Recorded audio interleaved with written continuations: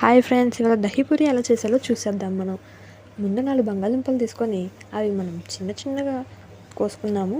కోసిన తర్వాత కుక్కర్లోకి 2 గ్లాసులు పోసుకొని కోసిన బంగాళదుంప ముక్కలను అందులో వేసుకొని ఉడికించుకుందాము.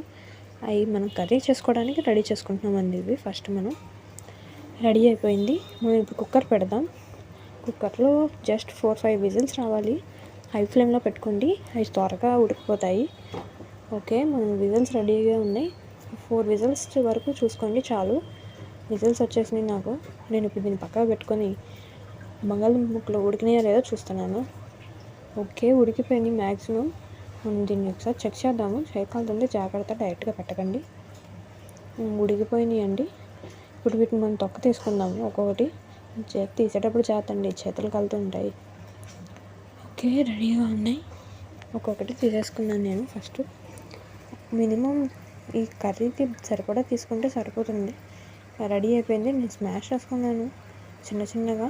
దాంట్లో ఈ లోపల పక్కన పెట్టి నేను చింతపండు పులుసు, అందులో 2 స్పూన్లు కార్న్ఫ్లోరు, 2 స్పూన్లు పంచదార, ఎక్స్ట్రా కావాలి స్వీట్ అనుకుంటే 1 స్పూన్ పంచదార ఎక్స్ట్రా వేసుకోవచ్చు.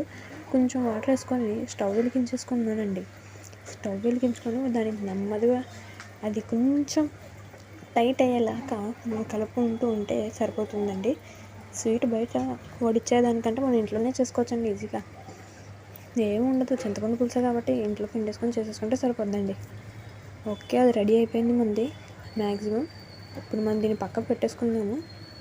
తర్వాత మనం ఉల్లిపాయలు కోసుకోవాలండి. 3 ఉల్లిపాయలు తీసుకున్నాను నేను. నెమ్మదిగా కోసేసుకొని చిన్న చిన్న ఆకారాల్లో కోసేసుకున్నాను.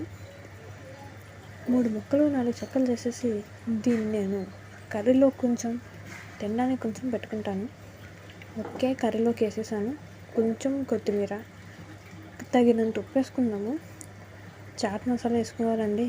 చాట్ మసాలా ఎందుకు వేసుకుంటారంటే కొంచెం స్పైసీ అనిపించడానికి. కొంచెం చాట్ మసాలా వేసుకున్నాక ఫుల్ స్పూన్ తీసుకోవాలి కారం.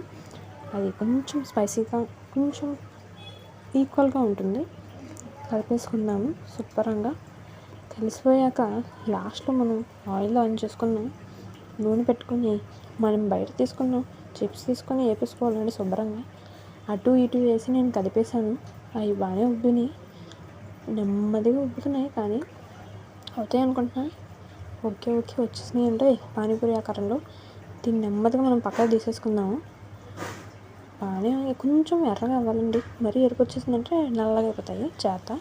ఈ మాదిరి అయితే చాలు. ప్లేట్లో తీసేసుకుంటున్నాను నేను. అయిపోయింది. నేను ముందు కావాల్సినవన్నీ తీసుకున్నానండి.